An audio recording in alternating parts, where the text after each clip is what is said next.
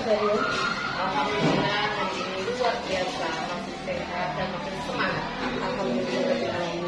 Nah, Munawita, hari ini kita akan melaksanakan kegiatan coaching supervisi akademik di tahap terakhir, yaitu tahap hasil observasi. Nah, kemarin kita kan sudah melaksanakan rangkaian kegiatan coaching supervisi akademik dari tahap praobservasi sampai kita melaksanakan kegiatan pembelajaran di tahap observasi. Nah, dari pembelajaran yang sudah kita laksanakan kemarin tentang pembelajaran berdiferensiasi, menurut kita sendiri, apa sih refleksi atau apa yang Ibu rasakan sekarang setelah melaksanakan pembelajaran berdiferensiasi? Ya. Setelah melihat kemarin dari pembelajaran dan saya mengevaluasi, itu ternyata dengan pembelajaran diferensiasi itu membuat anak tidak bosan, tidak monoton, sehingga anak lebih antusias. Kan kalau biasanya sebelumnya kan memang apalagi biasanya kan hanya yang namanya kisah biasanya kan diceritakan. Nah, ternyata saya pengen mencoba sesuatu yang baru dengan pembelajaran diferensiasi dengan menggunakan strategi yang kemarin menayangkan YouTube, kemudian membuat cerita. Ternyata anak-anak itu lebih antusias.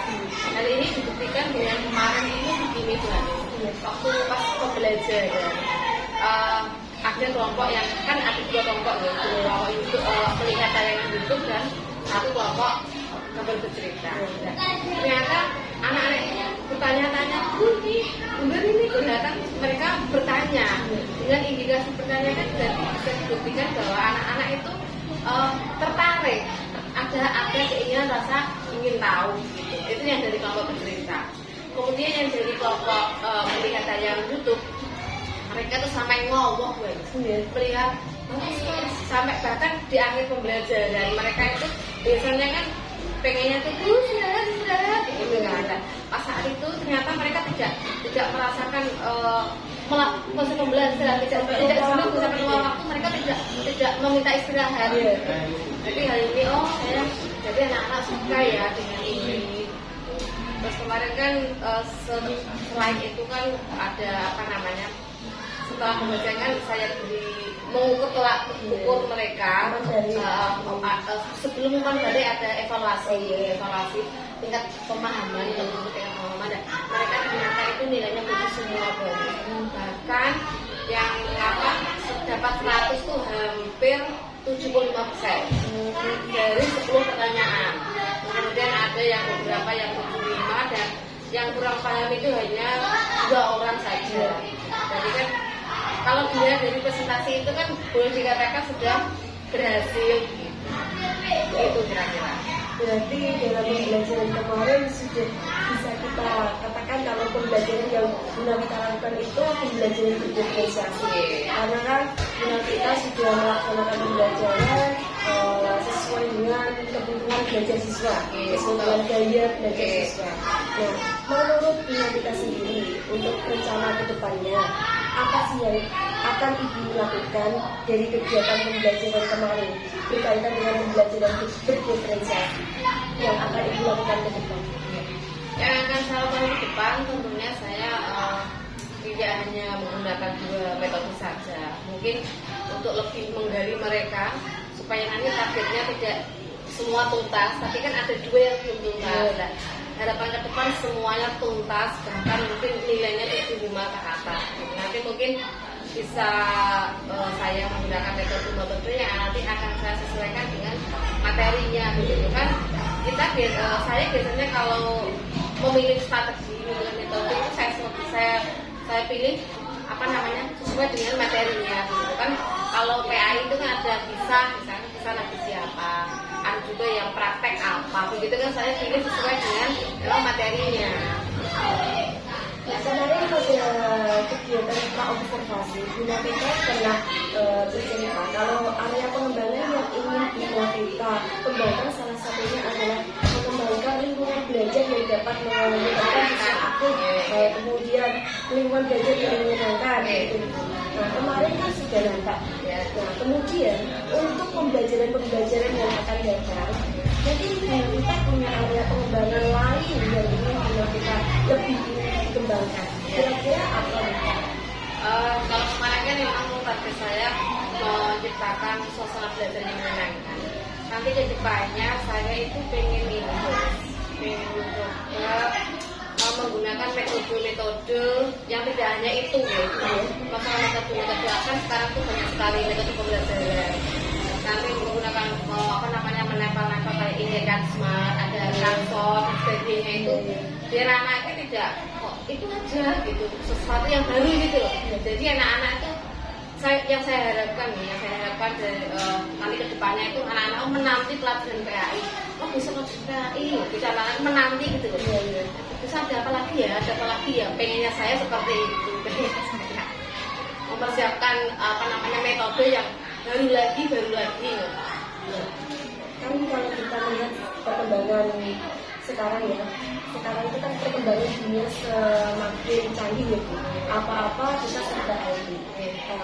Kemungkinan kita ada rencana tidak untuk mengembangkan pembelajaran PAI, tapi yang berbasis IT gitu. Iya ada. Jadi begini, nanti rencana ke depan itu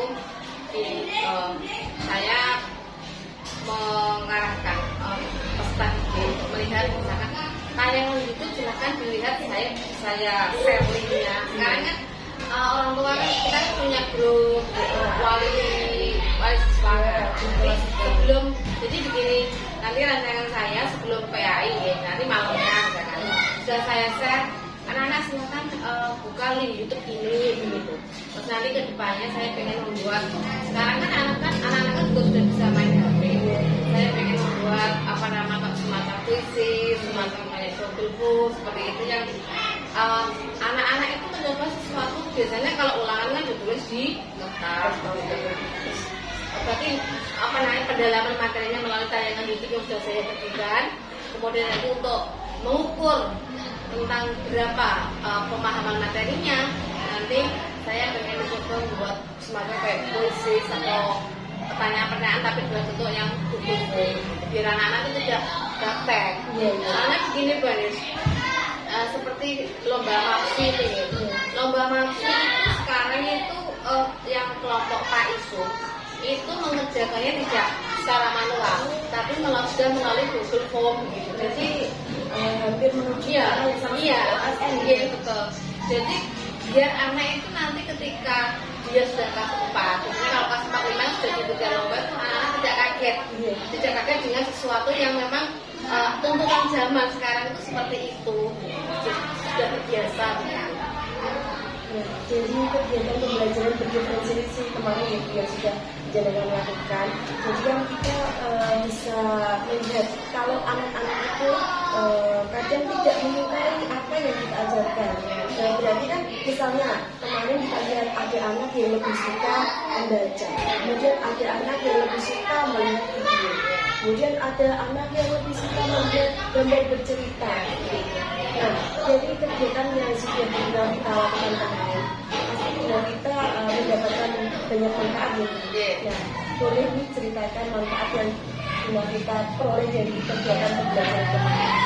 Jadi manfaatnya memang itu membuat saya introspeksi diri bahwa sesuatu itu kita tidak bisa memaksakan metode kepada anak. Jadi biarkan anak itu memilih apa yang dia inginkan. Kalau memaksa, saya terapkan saja, tentunya kan itu aja. Kalau kesukaannya mereka seperti itu, jadi anak dari awal sudah ada rasa suka. Jadi kalau suka nanti anak senang, senang nanti akan paham. Tapi dari kami cocok ya jika menerapkan dalam pembelajaran sekali. Nah, kemudian pertanyaan berikutnya, jika ada rencana tindak lanjut mengenai strategi pembelajaran berdiferensiasi dari kemarin yang sudah kita lakukan, hal baik apa yang nantinya bisa diterapkan dalam pembelajaran bukan hanya di kelas 3 tapi untuk pembelajaran di kelas lainnya juga. Hal baik apa yang bisa kita ambil?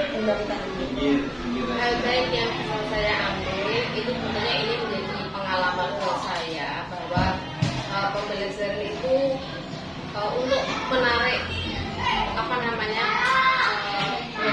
perhatian siswa itu harus menggunakan berbagai metode pembelajaran, tidak hanya satu. Ini membuat saya untuk lebih tertantang untuk di kelas lain pun juga seperti itu, membuat seperti itu. Nanti saya kedepannya, nantinya tidak lanjutnya saya akan menerapkan pembelajaran ini di kelas-kelas yang lain, tentunya sesuaikan dengan keadaan siswa, minat siswa, yang diinginkan siswa itu apa, dan disesuaikan dengan tujuannya dan disesuaikan juga dengan materinya. Semoga nanti kedepannya kita dapat mengembangkan lagi pembelajaran berdiferensiasi pada materi-materi yang lain dan di kelas-kelas yang lain juga. Nah, dari kegiatan pembelajaran berdiferensiasi yang sudah Ibu praktekkan kemarin, kira-kira kalau di grade ya Bu, Ya. kepuasan Ibu itu dari angka 1 sampai 10. Kepuasan Bu Nafita itu terletak di angka berapa? Kalau saya itu untuk orang yang tidak suka puas, jadi antara 82 dan 82. Tapi nanti bisa dikembangkan lagi ya Bu. kan saya kayak pengen pertama nanti lagi seperti itu. Jadi tapi melihat dari hasilnya sudah lumayan.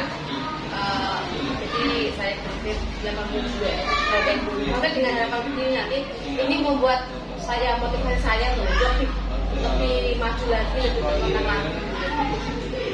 Kemudian ini sedikit apa ya Bu, sharing atau sedikit saran ya Bu. Kemarin pada saat kita melaksanakan kegiatan evaluasi, itu kan anak masih mengerjakan dalam kelompok ya, di bawah itu.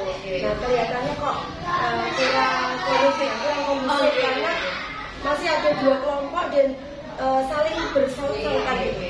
Bagaimana kalau nanti di pertemuan selanjutnya evaluasinya dihubungkan itu bagaimana? Bagus nanti ini caranya bagus nanti memang benar kalau evaluasi itu memang tempatnya harus bagus sendiri biar lebih fokus gitu. Karena kan di awal ini evaluasi itu menguji pemahaman, anak tidak boleh saling mencontoh gitu ya. Kalau pokoknya kedekatan kan ya.